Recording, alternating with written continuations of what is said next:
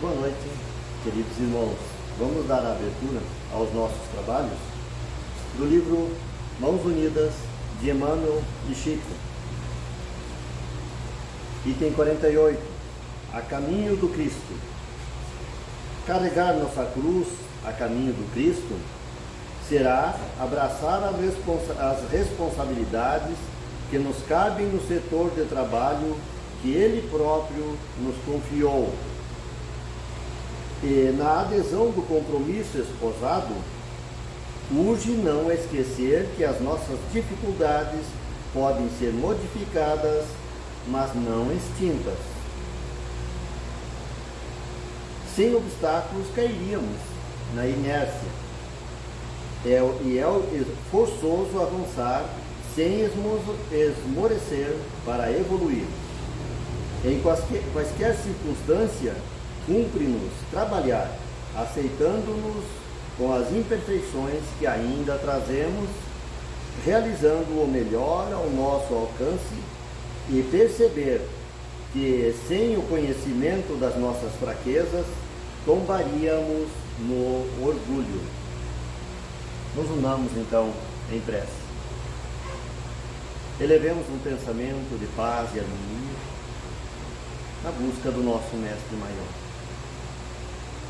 Mentalizemos a sua presença amiga junto a nós, aquecendo os nossos corações, iluminando esse nosso ambiente de muita paz e harmonia.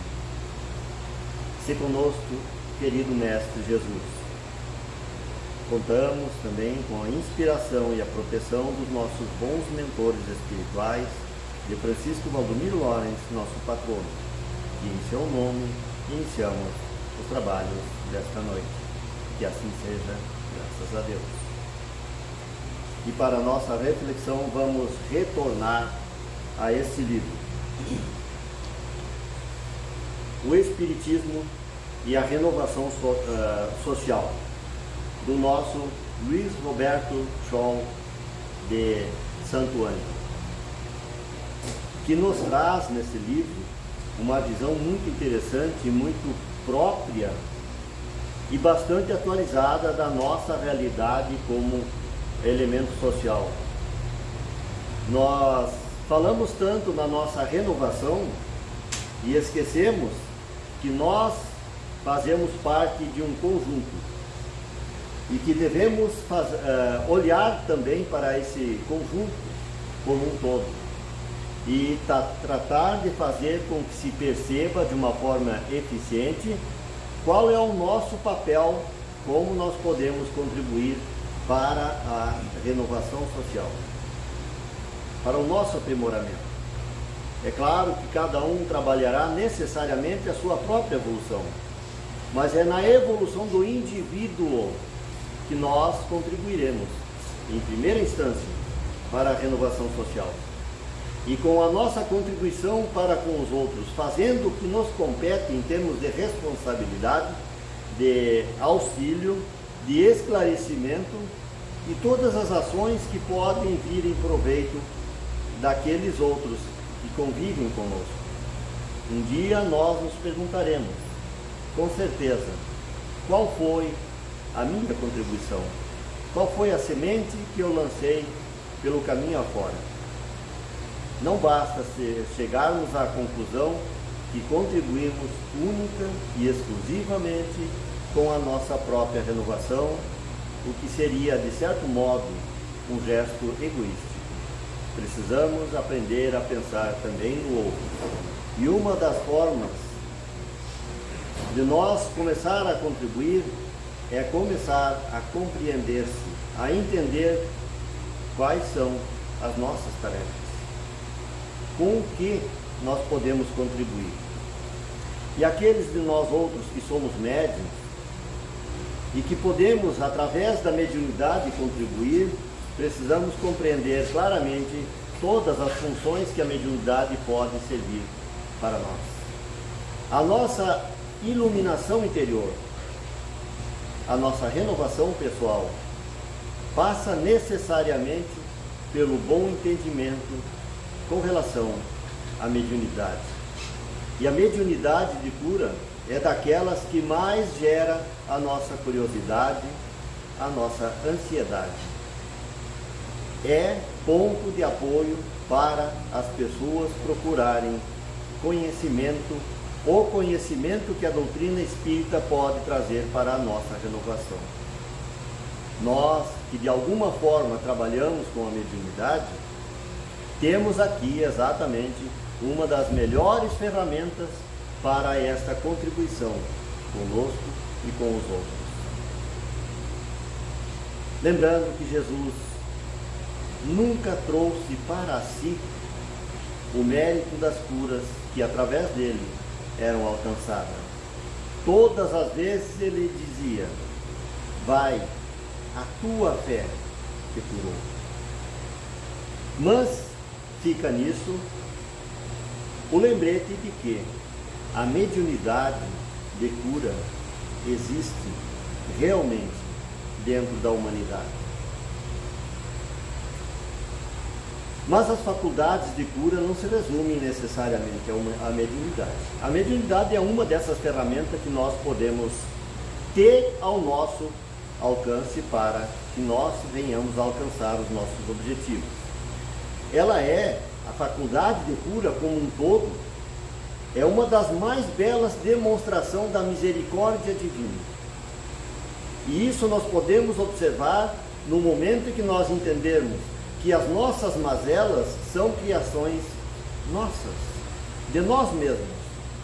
E que a misericórdia divina, através da própria inteligência humana, através de todos os recursos que a divindade nos coloca ao nosso alcance, nós vamos descobrindo as maneiras de curar as nossas mazelas. E a faculdade de cura é, portanto, uma demonstração clara da misericórdia de Deus para conosco. Todo momento, Deus permite o surgimento de novas técnicas de cura, de novos tratamentos, e através da ciência, da medicina, dos fármacos e assim por diante. O avanço da medicina faz com que nós venhamos constantemente a encontrar novas maneiras de curar as nossas mazelas, fruto da nossa evolução. Deus conta conosco também para que nós façamos a nossa parte daquilo que compete a nós mesmos e ao nosso campo de ação da nossa responsabilidade. E é natural e aconselhável que busquemos todas as formas éticas de auxiliar na busca da solução dos nossos problemas. Faz parte da vontade divina que nós nos exercitemos na busca daquilo que é de nossa responsabilidade. Quando analisamos em profundidade, vamos entender que as doenças nada mais são do que o resultado das nossas imperfeições, das imperfeições que nós ainda temos conosco. E que ao errarmos no nosso procedimento, nós provocamos essas angústias, esses males que tanto nos preocupam. Conclusão: nós somos os criadores de todas as nossas mazelas. Surgem das nossas falhas, da nossa imprevidência, da nossa desatenção. E fundamentalmente, da nossa incapacidade de parar para pensar nas consequências das coisas que nós estamos fazendo. Então, cumpre analisar em profundidade, vamos entender que as doenças nada mais são do que o resultado das nossas imperfeições em desarmonia frente às leis divinas. Em O Evangelho segundo o Espiritismo, no seu capítulo 27, aprendemos que fica evidente que o homem é responsável pela maior parte das suas aflições, às quais se pouparia caso agisse com um pouquinho mais de sabedoria e prudência. Se tivéssemos a nossa ação com um pouco mais de prudência, usando um pouco mais da sabedoria que temos, evitaríamos grande parte, se não todas, as nossas mazelas. Lembrando também o capítulo 5 do Evangelho segundo o Espiritismo, quando faz nós entendermos que as causas das nossas dores, dos nossos sofrimentos, tem explicação às vezes na própria vida, não em vidas anteriores. Existem as causas anteriores.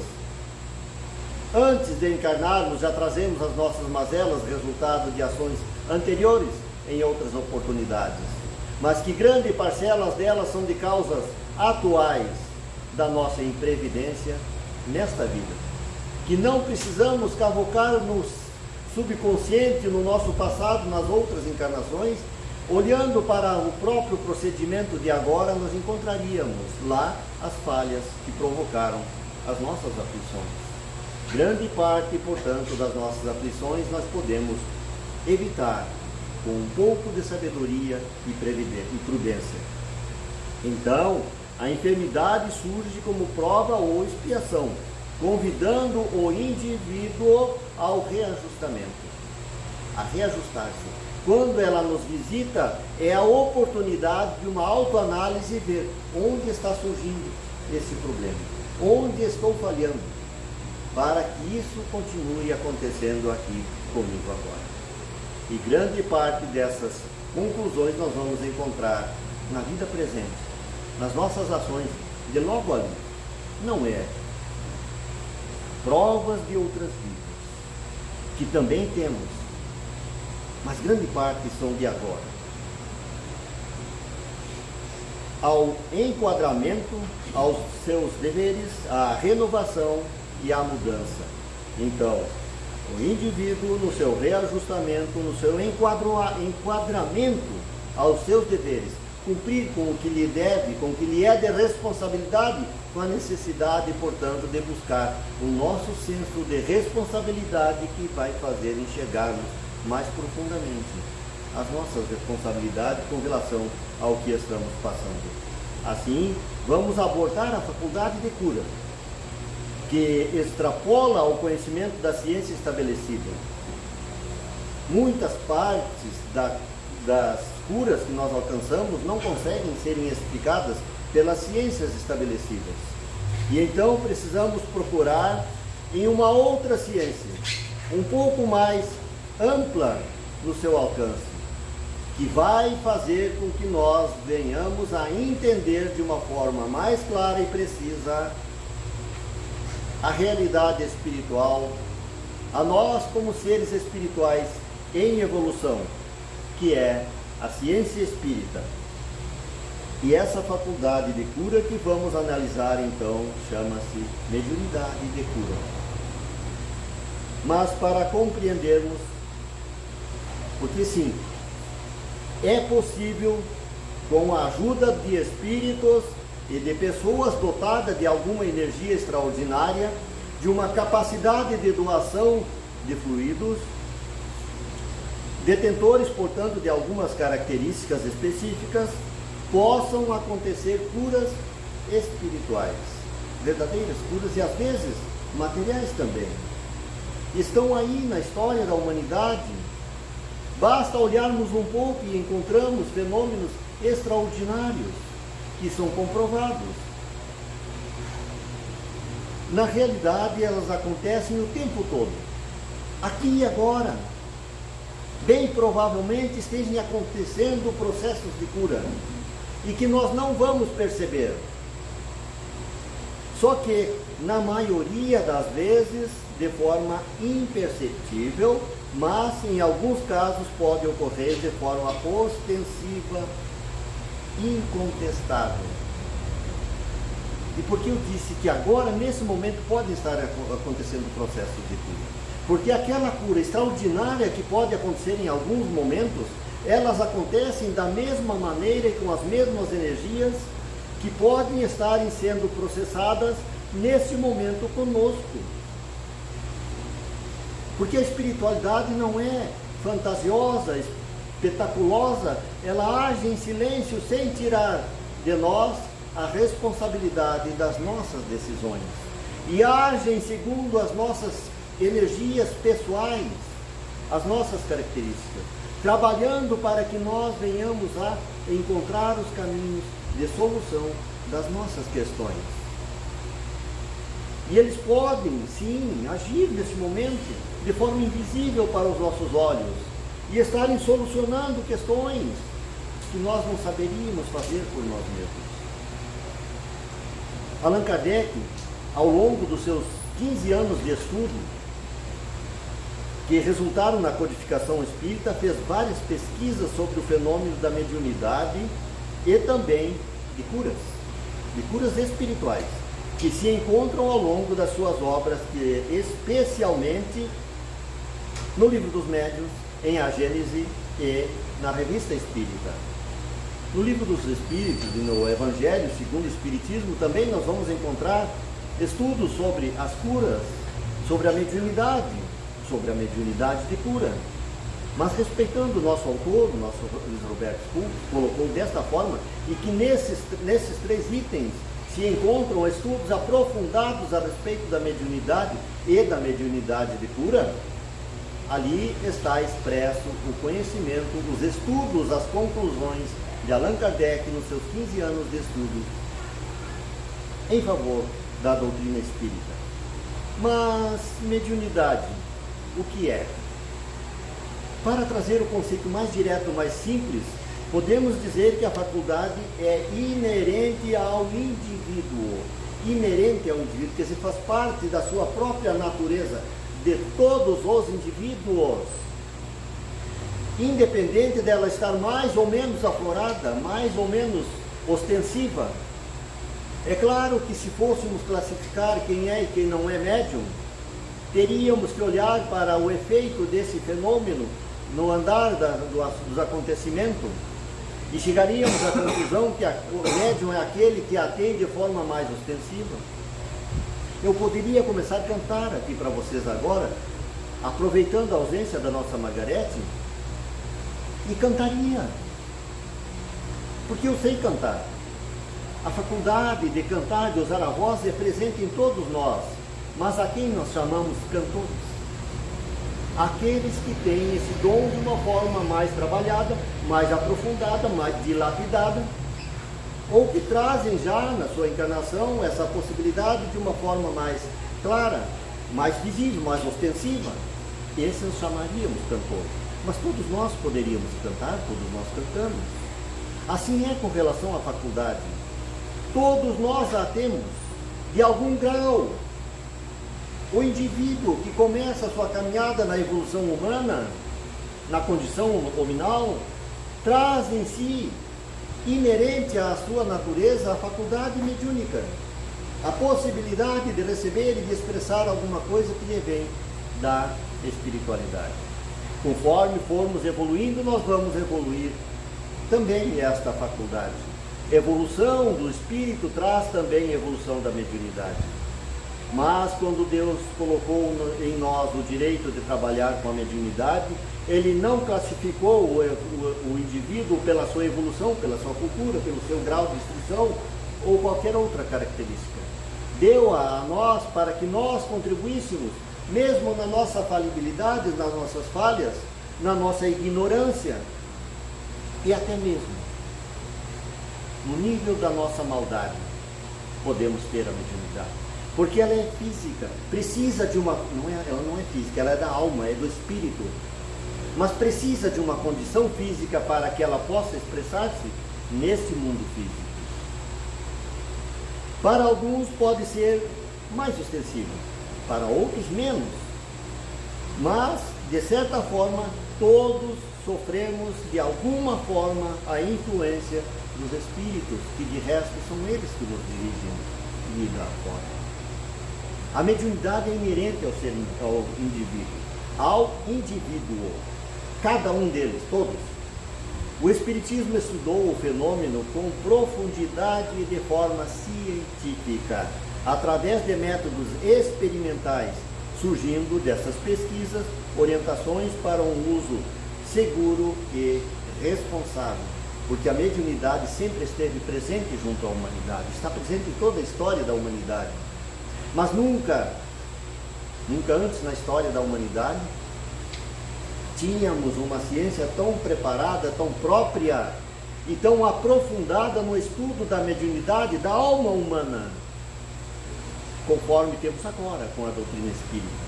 com a ciência do Espírito, que foi buscar na profundidade o entendimento desta faculdade, mas mostrando a nós a necessidade de trabalharmos com segurança e responsabilidade. O uso que se faz da mediunidade é de responsabilidade de cada um, já que todos nós podemos trabalhar com a mediunidade em qualquer instância, em qualquer grau de eficiência, todos nós podemos, o uso que se faz é de responsabilidade de cada um. Cada um vai se responder pelo que fizer, desse instrumento que Deus colocou nas nossas mãos para que nós usássemos dele para o nosso aperfeiçoamento espiritual. As curas espirituais explicadas através do estudo dos fluidos. Sem entendermos aqui, nós não vamos compreender nem a mediunidade, menos ainda os processos de cura. Em A Gênese, no seu capítulo 14, tem um capítulo inteiro, os fluidos, de fundamental importância para nós que trabalhamos com a mediunidade e que queiramos de alguma forma compreender como é que se processam as curas. Esse capítulo em A Gênese é de extrema profundidade e muito interessante de se ler também, mas muito mais do que interessante, é necessário para nós que trabalhamos com a mediunidade. Encontramos aqui um estudo profundo, aprofundado sobre as curas espirituais, como que elas se processam. De forma resumida, como que são? Em primeira instância, vamos ver que os fluidos do magnetizador, do próprio indivíduo, do ser humano, do magnetizador, para usar a mesma expressão kardeciana, são os fluidos vitais, ou animalizados, para usar também uma expressão vinda do mesmerismo, vindo da própria codificação, que usam bastante essa expressão falando do fluido animalizado, que é essa energia que brota do nosso âmago e que, diga-se de passagem, todos a temos em maior ou menor grau, todos a temos em grandes graus, mas que alguns têm uma capacidade de transferência mais eficiente do que outros. E esse nós chamamos de magnetizador, de doador de fluidos. Mas tem também aqueles fluidos que nos vêm direto da espiritualidade, que é o que nos referíamos agora há pouco, que a espiritualidade pode estar trabalhando e que nós nem nos damos por conta, que vem direto da espiritualidade para o indivíduo. Porque nem em todos os lugares, nem em todas as ocasiões, se pode contar com um médium de doação de fluido, um médium magnetizador, e que a espiritualidade trabalha também. Então, ali está a presença da ação dos fluidos vindo da espiritualidade, os fluidos espirituais, que dependem, é claro, para ter uma certa eficiência de confiança, confiarmos, de receptividade, de saber receber da pessoa que precisa, que quer, que está disponível a receber, tenha esse espírito de receptividade e também entra em questão de uma forma bastante importante de se observar o merecimento pessoal. Nem sempre nós conseguimos a cura, porque nem sempre merecemos, nem sempre estamos receptivos. E nem sempre confiamos o suficiente naquele fenômeno para dar abertura ao nosso espírito para receber esses fluidos. E de uma terceira forma de entendimento, pela soma dos fluidos espirituais mais os fluidos humanos, que é o nosso passe espírita, que é quando nós nos doamos ao passe espírita. Precisamos desses três elementos, do elemento do magnetismo animalizado, o humano, do magnetismo espiritual, que vem da espiritualidade, e no momento do passe espírita nós contamos, pelo menos contamos que assim seja, que através do médium passista, através do, aconteça essa conjugação de fluídica que vai fazer aquilo que nós podemos classificar como processo de cura espiritual, que é essa soma de fluido, que é a atuação de fluido do próprio indivíduo e do fluido que vem da espiritualidade através desse passista. Mas para isso precisamos confiar no que está acontecendo, precisamos do nosso espírito receptivo e de méritos, que aí é individual de cada um. E esse merecimento pessoal passa também pelo médium passista, não apenas pelo receptor. O médium passista tem que estar em condições e ter mérito suficiente para servir de guia, de transferidor de fluidos, mas fundamental que o próprio indivíduo que recebe esse passe tenha o mérito suficiente e seja receptivo o suficiente. Quanto aos médiuns de cura propriamente ditos, são pessoas que têm essa capacidade potencializada, capacidade de doação de fluidos pessoais, fluidos vitais, de forma ostensiva e perceptível. É uma faculdade rara e excepcional. Nós não encontramos assim. Esse médium de um efeito ostensivo e perceptível é raro. Nem sempre nós encontramos. Não é tão comum como nós gostaríamos. Muito embora todos os passistas que são realmente bons passistas são, de certa forma, médiuns de cura. Porque são doadores de fluidos também. Não basta termos fluidos, temos que saber transferir. E o senso espírita, a ciência espírita nos convoca à responsabilidade sobre os nossos atos e, portanto, estarmos em boas condições para sermos. Entendermos suficientemente do que se passa, o como fazer para ser médium passista, para ser passista, portanto. As curas de Jesus, que estão também no livro A Gênese. Agora no capítulo seguinte, no capítulo 14, vejam que Allan Kardec primeiro passou sobre as realidades dos fluidos, como eles são, quais são essas características, como trabalhar com os fluidos, para depois entrar na questão das curas de Jesus, das curas do Evangelho de Jesus, que estão descritas no Evangelho, não mais como milagres, mas como algo natural dentro das leis da natureza. Será que estamos humanizando as ações de Jesus? Trazendo-a do plano divino excepcional para a condição humana? Não.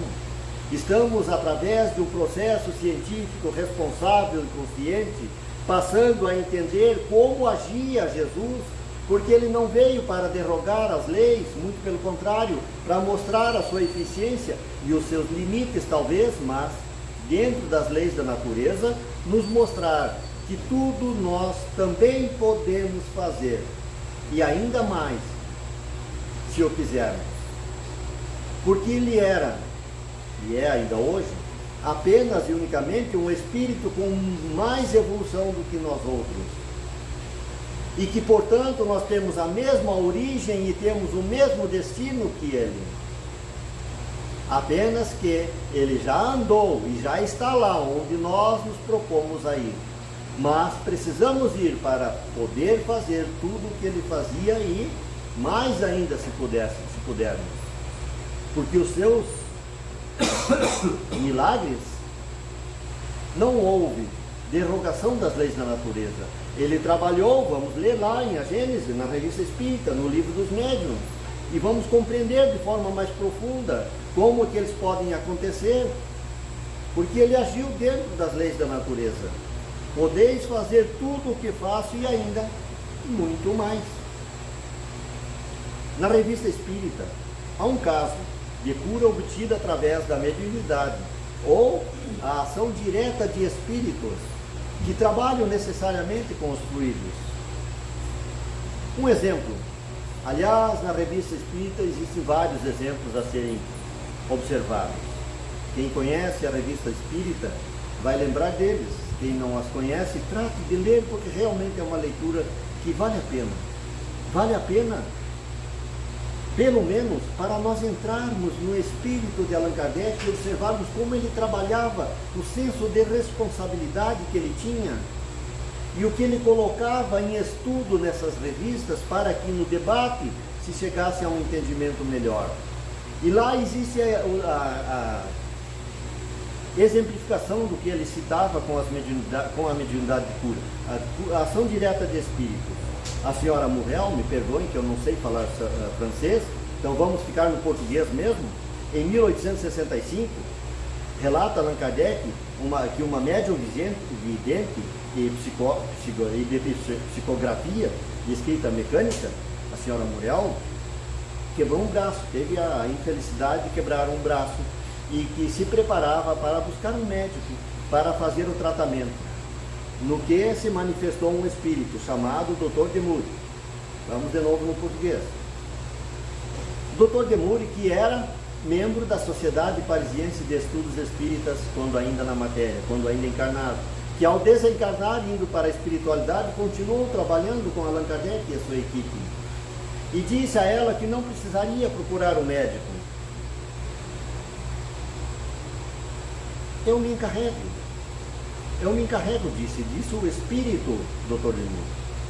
E a partir daí ele foi, por algumas 2 ou 3 semanas, ele trabalhando junto a esta médium, curá-la. É a ação, o relato da ação vivida pelo próprio Allan Kardec, de um processo de cura da espiritualidade. Uma cura através da mediunidade. Mas o senso de responsabilidade nos chama a atenção e nos demonstra o Evangelho segundo o Espiritismo no seu capítulo 26, dai de graça o que de graça recebeste, o estudo sobre a mediunidade que ela precisamos que ela seja exercida gratuitamente, sem ônus nenhum para aquele que dela precisar. Ou seja, a mediunidade espírita, para que ela seja espírita, ela precisa ser integralmente gratuita. Em Mateus, no capítulo 10, no versículo 8, Jesus recomenda aos seus apóstolos, que está colocado na epígrafe deste capítulo: curai os enfermos, erguei os mortos, purificai os leprosos, expulsai os demônios. De graça recebeste, de graça dai. E no momento que nós abrirmos esse capítulo para estudá-lo na íntegra, e ainda mais o livro dos médiuns, a revista espírita e o livro A Gênese, principalmente no capítulo 14 e 15, nós vamos entender por que há necessidade de que essa faculdade, a mediunidade de cura, seja integralmente gratuita, sem ônus de natureza nenhuma.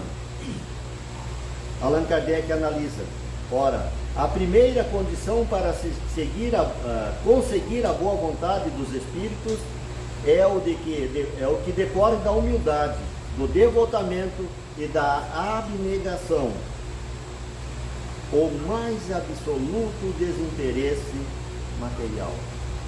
A necessidade de que se cumpra com esta regra o mais absoluto desinteresse de ordem material. A mediunidade é coisa sagrada. Está colocado nesse mesmo capítulo do Evangelho segundo o Espiritismo, nestas palavras: a mediunidade é coisa sagrada que deve ser praticada santamente, religiosamente. Se há uma espécie de mediunidade que requer esta condição de maneira ainda mais absoluta, esta faculdade, esta mediunidade é a mediunidade curadora. Ela exige essa possibilidade, porque ela depende muito mais da espiritualidade do que do médium. E a espiritualidade não trabalha com os nossos interesses humanos, materiais, egoísticos. Pelo contrário, faz tudo para que nós venhamos a vencer esse estágio de evolução tão egoístico em que ainda nos encontramos. Emmanuel, reforçando, que está lá nesse capítulo do nosso autor, do nosso livro, no livro Faculdade de Curar, no texto Faculdade de Curar, o nome do livro é Mediunidade e Sintonia, nos diz que a mediunidade de cura, para manter-se íntegra, não deve permanecer precativa tão somente contra o pagamento em dinheiro amoedado. Há outras gratificações que precisamos prestar atenção. Mais ainda nós outros que trabalhamos de alguma forma com a mediunidade. a outras gratificações negativas e que lhe cabe renunciar, a fim de que não seja comprometida por paixões arrazoadas, que começam nos primeiros sinais do personalismo excessivo, que são elas: imprescindível saber olvidar o vinho venenoso da bajulação. Bajular, aquele médium que tem esse potencial aflorado.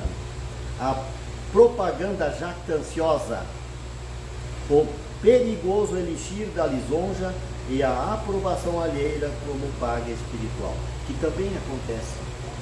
E que nós somos chamados também pela espiritualidade, mas principalmente pelo estudo espírita, para que cuidemos excessivamente desses pequenos detalhes. Não estamos cobrando pelo passe, pela desobsessão pela água fluidificada, mas às vezes nós aceitamos o elogio, a jactância, que é esse exacerbar do orgulho, da vaidade.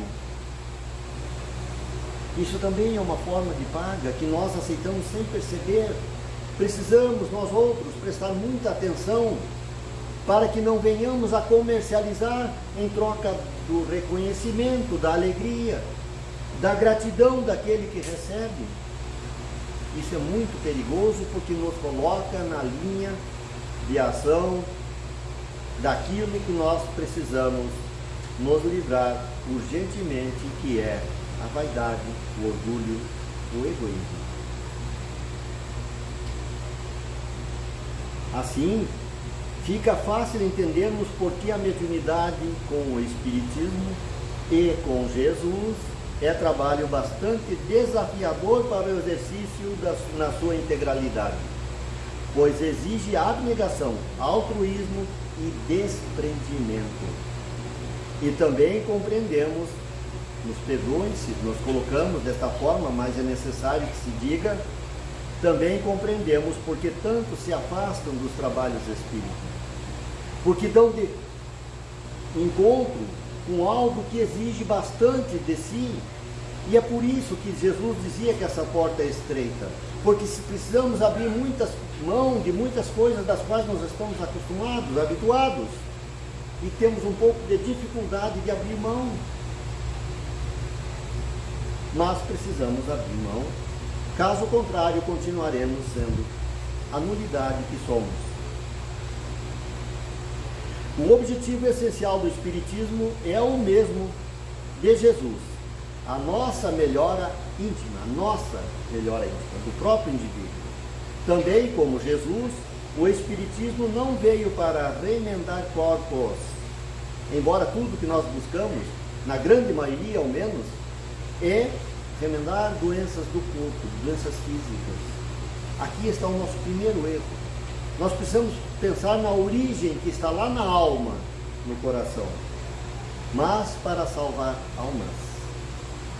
Eis a verdadeira cura, a cura do espírito, que é a sua transformação moral, a sua evolução moral.